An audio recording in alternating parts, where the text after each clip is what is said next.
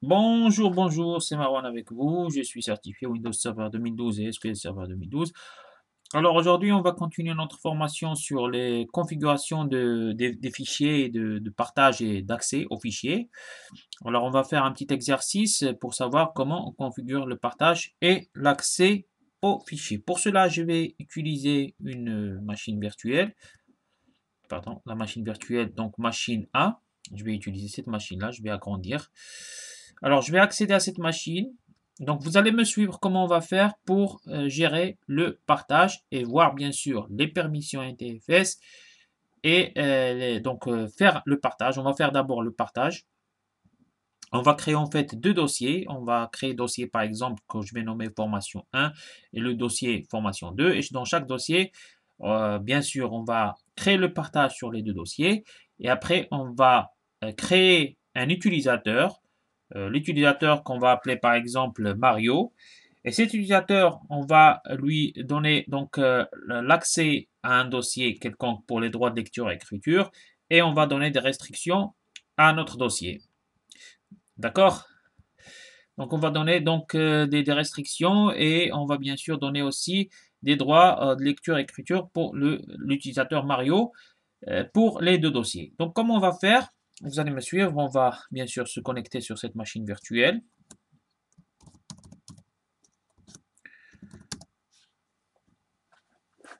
Donc, vous allez voir comment ça se passe en général au niveau des permissions d'accès et les permissions NTFS. Pourquoi on a appelé permission NTFS? Tout simplement parce que ce sont des nouveaux types de permissions qui ont été créés lors de la création des partitions NTFS. C'est-à-dire que toutes les machines qui sont partitionnées sous NTFS, elles peuvent avoir ce type de permission qu'on a appelé les permissions NTFS. Et dans ces permissions NTFS, c'est les droits d'accès, droits de lecture, écriture, etc.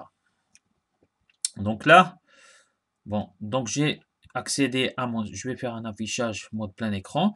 Donc je suis dans ma machine virtuelle, machine A. Et je vais d'abord, donc comme j'ai dit, je vais créer deux dossiers. D'accord? Je vais créer deux dossiers. Je vais nommer formation 1 et formation 2, comme ça, pour que je puisse gérer mes deux dossiers. On attend que le gestionnaire de serveur se lance sur cette machine virtuelle.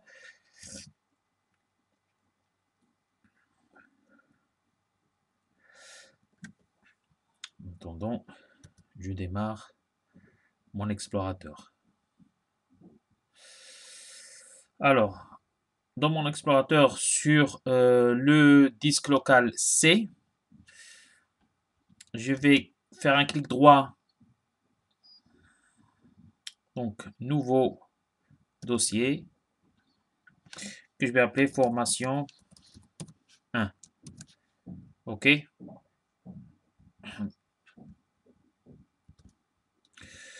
Désolé.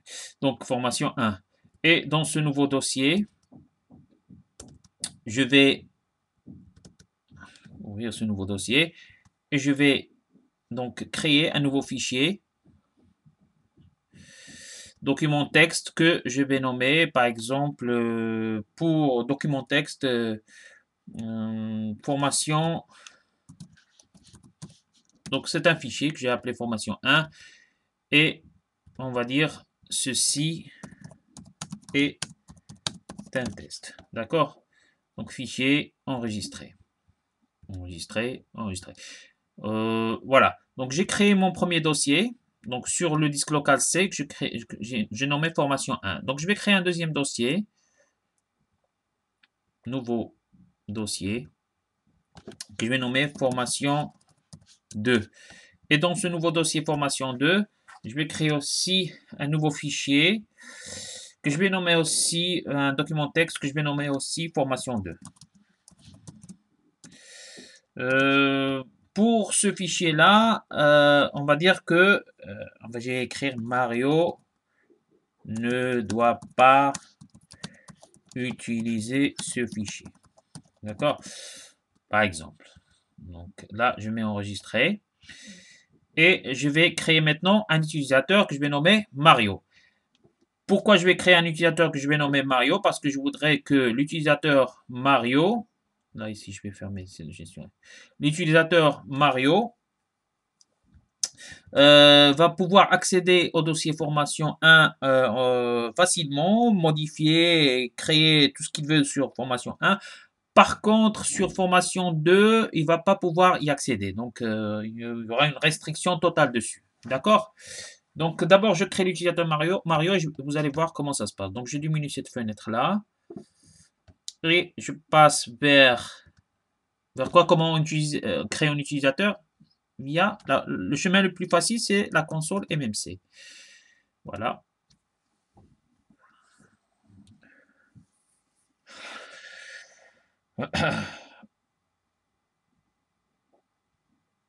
Voilà, la console MMC. Et je vais ouvrir cette console. Je vais cliquer sur Fichier, Ajouter, supprimer un composant logiciel non fichable. Et je passe vers Utilisateur et groupe.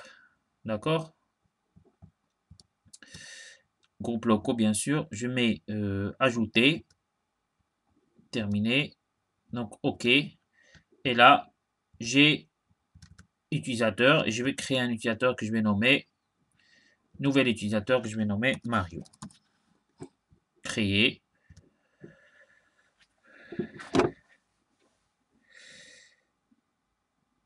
Donc ici, OK. On va dire le mot de passe n'expire jamais, comme ça pour ne pas avoir des problèmes après lors du redémarrage. Donc, je vais faire Mario. Donc, je vais cliquer sur propriété, pardon.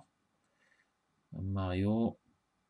OK. Je vais lui donner un mot de passe. Définir le mot de passe, on va dire.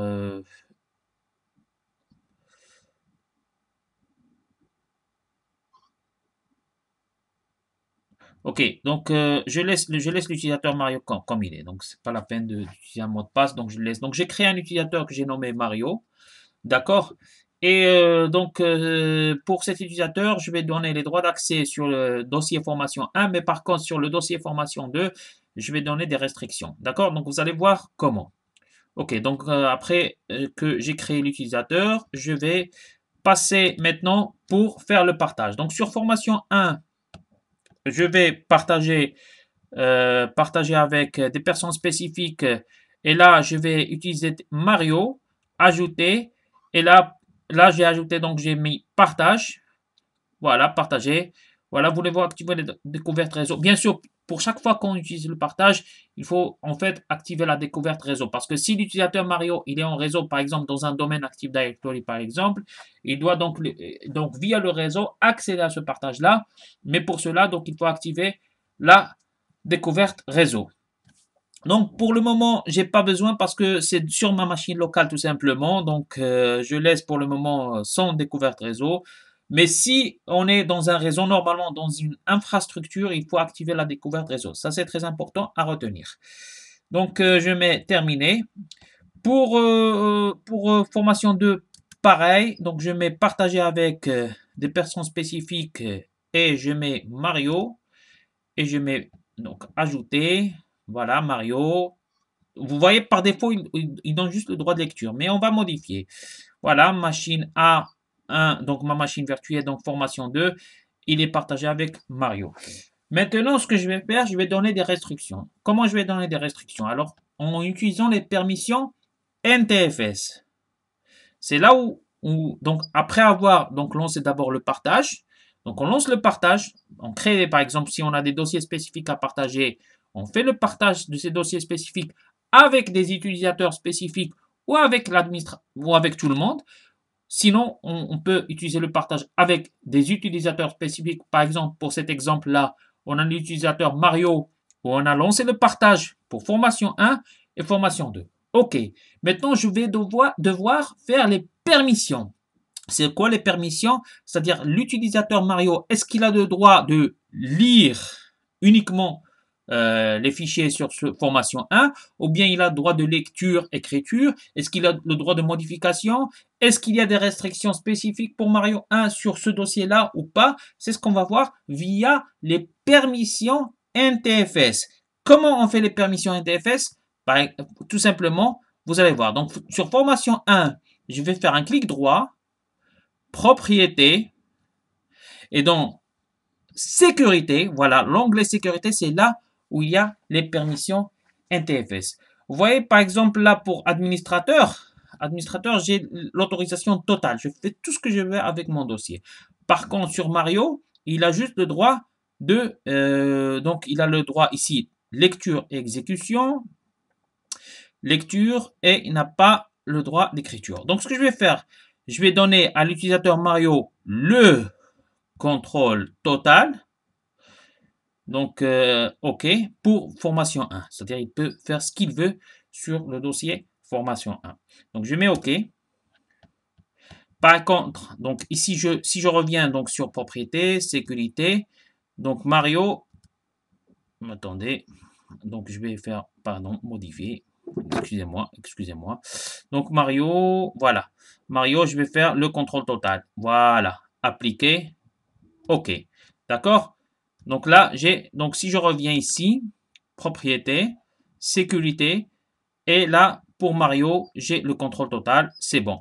Par contre, pour formation 2, je veux que Mario fasse juste, allez, on va dire fasse juste la lecture. Donc propriété, sécurité, et là, donc sur Mario, donc on va dire modifier, Mario, et là, je vais faire, donc je vais tout refuser.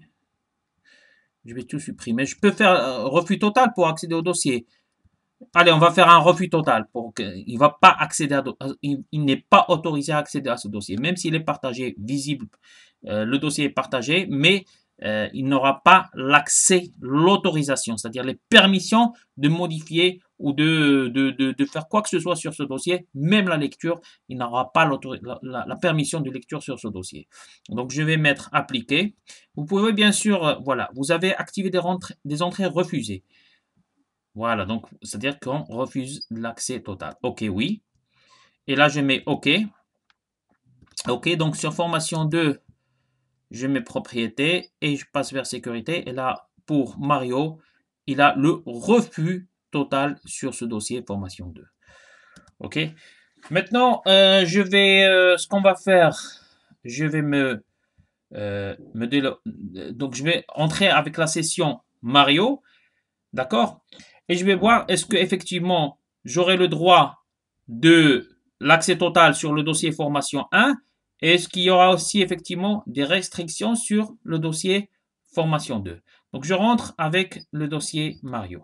Donc là, marche arrêt et on va dire on redémarre. OK.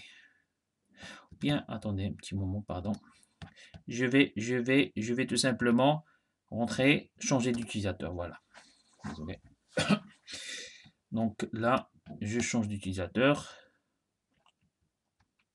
Voilà, Mario. OK. Voilà, on va dire nouveau mot de passe. Il nous oblige le mot de passe en fait.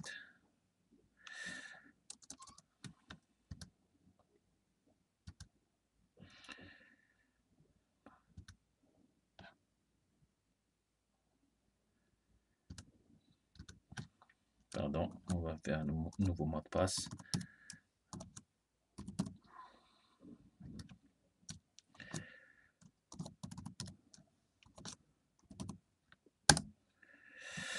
Voilà. Donc, OK. Donc, là, je suis rentré avec le nouveau mot de passe qu'on nous a obligé parce qu'en fait, quand j'ai créé l'utilisateur, j'ai pas en fait coché l'option le mot de passe ne change jamais ou quoi que ce soit de ce genre. De toute façon, donc voilà. Donc j'ai accédé avec l'utilisateur Mario, d'accord? Je vais faire affichage complet, mode plein écran pour que vous puissiez mieux voir. Donc je suis donc dans ma session avec l'utilisateur Mario et là, ce que je vais faire, tout simplement, je vais accéder au disque local C et je vais voir donc formation 1. Moi, je suis maintenant l'utilisateur Mario. Vous voyez, donc on a changé d'utilisateur et je suis rentré avec l'utilisateur Mario. Donc maintenant, l'utilisateur Mario, est-ce qu'il a le droit d'accès à formation 1? C'est ce qu'on va voir tout de suite. Effectivement, j'accède facilement, même j'ai le droit de modifier. Voilà, ceci est super. Je mets fichier, enregistrer. OK, super. Maintenant, je vais voir est-ce que j'aurai les mêmes droits avec formation 2. D'accord? Donc, Donc, j'accède à formation 2. Je vais voir donc en tant qu'utilisateur Mario, est-ce que j'ai le droit d'accéder ou pas? Je clique et voilà. Vous ne disposez pas des autorisations requises pour accéder à ce dossier. Cliquez sur Continue pour accéder en permanence à ce dossier. Continuez. Et là, il va me demander le mot de passe administrateur. Il faut que l'administrateur donne les droits d'accès pour que l'utilisateur Mario accède à ce dossier formation 2. D'accord? Donc là, voilà. Donc vous voyez, donc comme j'ai accédé avec l'utilisateur Mario, j'ai pas pu effectivement accéder sur le dossier formation 2 parce que au début, en tant qu'administrateur, j'ai donné des restrictions. Mais par contre, pour formation 1, j'ai pas donné des restrictions. J'ai autorisé l'utilisateur Mario. Une fois qu'il accède via la session, qu'on accède via la session Mario, on peut effectivement accéder au dossier formation 1. Avec quelle méthode on a utilisé? On a utilisé pardon, les permissions NTFS. Donc, vous voyez, donc d'abord, retenez bien ça dans la tête. Donc, d'abord, on fait le partage. Après avoir effectué le partage, on utilise les permissions NTFS qui nous permettent de gérer les utilisateurs. Bien sûr, là, j'ai créé un utilisateur, donc c'est pour le test. Mais par contre, dans une infrastructure, dans un parc informatique, il y a beaucoup d'utilisateurs, pardon, et on doit gérer chaque utilisateur et avoir en fait un planning pour avoir une gestion. Quel est l'utilisateur qui va avoir les droits d'accès, droits de lecture sur un dossier spécifique ou pas. D'accord? C'est très important sur un parc informatique d'avoir ce genre de planning. Donc là maintenant, j'avais accédé donc en tant qu'administrateur, donc je vais changer d'utilisateur. Je rentre encore une fois en tant qu'administrateur. Administrateur.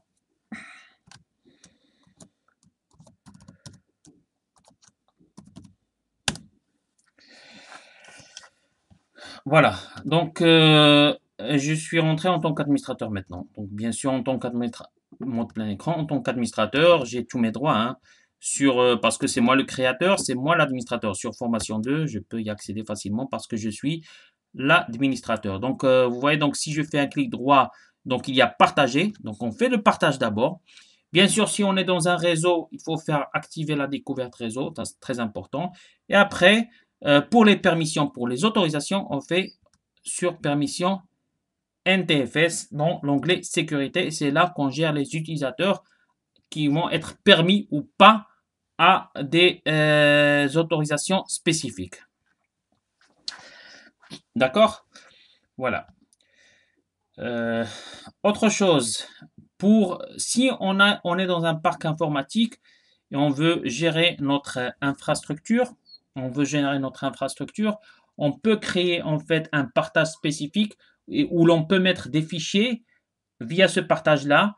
Ce partage spécifique qui va mieux gérer notre infrastructure et notre parc informatique, on peut le créer via le gestionnaire du serveur. Donc si je clique sur le gestionnaire du serveur, je vais vous montrer rapidement.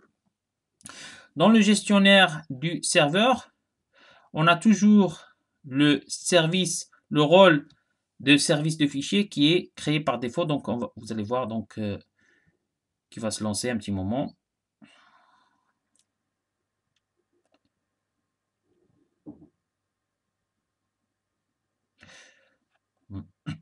Voilà. Donc ici, ce rôle-là, il est toujours, donc une fois qu'on installe Windows Server, il est créé par défaut. Donc service de fichiers et de stockage. Ce rôle-là, ça nous permet de créer des partages et de mieux gérer notre infrastructure. Là, maintenant, par exemple, si je clique dessus, il y a partage. Donc dans partage, je vais aller sur nouveau partage. Et donc, voilà, dans le nouveau partage, le protocole qui est utilisé, rappelez-vous donc la vidéo précédente, j'ai parlé des protocoles SMB et protocole NFS. Quand on parle de SMB, c'est tout simplement le protocole qui est utilisé pour le partage entre les machines Windows. Par contre, le NFS, c'est le protocole de partage qui est utilisé pour les machines qui travaillent sous Linux. Bien sûr, nous, on travaille sous Windows, donc on va laisser le protocole SMB rapide. D'accord? Et je vais faire un suivant. Et là, par exemple, sélectionner le serveur et le chemin d'accès au partage. Je vais par exemple sélectionner le serveur machine A1, qui est ma machine virtuelle avec laquelle on travaille. Cette machine-là c'est par là où je vais faire le partage. Donc, je mets suivant. Le nom du partage, par exemple, je vais l'appeler mes formations. D'accord? Et je mets suivant. Alors, rappelez-vous, quand j'ai parlé des machines, des fichiers offline. Quand je parle des fichiers offline, c'est tout simplement c'est celui-là. Autoriser la mise en cache du partage. Quand je mets autoriser la mise en cache du partage, c'est-à-dire que au cas où il y a une perte, c'est-à-dire qu'il n'y a plus de connexion entre les serveurs et les machines clients, déjà donc il y a une mise en cache, c'est-à-dire que l'utilisateur peut momentanément travailler sur le partage le temps qu'on récupère la perte de connexion qui a été effectuée. C'est pour ça qu'on coche autoriser la mise en cache du partage. On peut aussi cocher activer l'énumération basée sur l'accès, ce qu'on appelle ABE, Access Based Enumeration. C'est quoi? C'est tout simplement des utilisateurs qui ont accès à des partages spécifiques peuvent ne pas avoir la visibilité sur d'autres partages où ils n'ont pas le droit d'y accéder. C'est-à-dire que si j'ai pas, par exemple, le droit d'accéder au dossier formation, je vais plus avoir de visibilité, même pas, je vais même pas voir le dossier formation 2 parce qu'en fait, j'ai pas accès. Donc, quand je coche activer l'énumération basée sur l'accès, c'est-à-dire que ça nous permet d'avoir des visibilités ou pas selon les types d'accès qu'on a. C'est-à-dire que moi, en tant qu'utilisateur Mario, je vais avoir la visibilité sur le dossier formation 1, mais je ne vais pas avoir la visibilité sur le dossier formation 2. D'accord? Donc, on peut utiliser cette option comme on peut ne pas l'utiliser. Donc, je fais suivant. Voilà, le partage a été créé, suivant. Voilà, le partage que j'ai nommé mes formations a été créé. Et à partir de là, je peux, voilà, je mets fermé. Et vous allez voir, donc, si je passe sur l'explorateur, dans C, voilà, voilà le partage qui a été créé.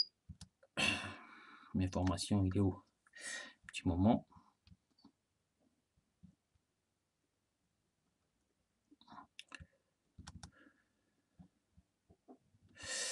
OK.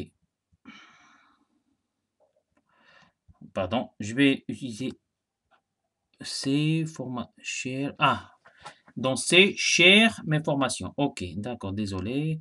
Dans share, voilà. Donc, voilà mes formations. Et à partir de là, mes formations, je peux introduire des fichiers. Donc, des fichiers où je veux gérer des partages spécifiques sur mon réseau. Donc, par exemple, le fichier que je vais utiliser, par exemple, un fichier texte, nouveau fichier texte ou des types de fichiers que je voudrais partager en réseau dans notre infrastructure, je vais le mettre dans le partage que je viens de créer via le gestionnaire de serveur, mes formations. Et dans ce partage, bien sûr, le partage doit être visible en activant la découverte réseau et je fais un clic droit pour faire les permissions NTFS sous l'onglet sécurité pour faire les permissions NTFS avec des utilisateurs spécifiques. Donc, vous voyez, c'est très simple. Retenez bien cela. Donc, le partage, on peut le gérer via le gestionnaire de serveur en créant un partage. Et là, on introduit des fichiers qu'on voudrait gérer pour le partage, grosso modo, pour notre parc informatique. Sinon, pour chaque dossier spécifique, comme on avait vu pour formation 1, un dossier spécifique, le deuxième dossier spécifique, formation 2, on a géré ces partages spécialement pour l'utilisateur Mario. L'utilisateur Mario a pu accéder à formation 1, mais par contre, il n'a pas pu accéder à formation 2 parce qu'on a donné des restrictions via les permissions NTFS. D'accord? Donc voilà, donc rapidement, je vais poser quelques questions. Alors, c'est quoi la différence entre autorisation et authentification? Quand je parle d'authentification, c'est quand je dois rentrer le mot de passe pour m'authentifier, c'est-à-dire qui êtes-vous? Voilà, moi je m'appelle Mario, voici mon mot de passe, je m'authentifie. D'accord. Par exemple, quand quand je voudrais rentrer à une session Windows, je m'authentifie. Par contre, l'autorisation, c'est les permissions. Qu'est-ce que je voudrais faire dans ce dossier? C'est pas qui êtes-vous, mais qu'est-ce que tu veux faire? Donc, qu'est-ce que tu veux faire? Je voudrais avoir les droits de lecture. Je voudrais faire de lecture-écriture. Je voudrais modifier ce dossier-là. Ça, c'est ce qu'on appelle l'autorisation. Et comment on fait l'autorisation? Via les permissions NTFS. D'abord, bien sûr, on fait les partages. Il y a des permissions de partage, comme vous avez vu au début quand on crée un partage, mais c'est assez simple, rudimentaire. Par contre, via les permissions NTFS, c'est beaucoup plus évolué. On peut faire plusieurs permissions à des utilisateurs spécifiques qu'on désire ou bien à tout le monde. Donc voilà, c'est quoi une permission NTFS? La permission NTFS a été vraiment créée lorsqu'on a créé les partitionnements NTFS via le système de fichiers NTFS. Et c'est là où on a créé donc les permissions NTFS. C'est des permissions de partage pour tous les disques durs, pour tous les volumes qui sont partitionnés sous NTFS. Et comment on accède aux permissions NTFS? Pour chaque volume, pour chaque dossier, donc un clic droit, propriété, l'onglet sécurité, et c'est là où on va avoir donc la liste des permissions qu'on désire effectuer à nos utilisateurs. Quel est le rôle qui est installé par défaut et qui permet de gérer le partage d'accès aux fichiers sur Windows Server 2012? Comme j'ai dit, il y a déjà un rôle de service de fichiers qui est déjà installé par défaut. Ce rôle-là nous permet de gérer les partages sous Windows Server 2012. Et on a su bien sûr la différence entre SMB et NFS. SMB, c'est le protocole de partage qu'on utilise entre les machines Windows.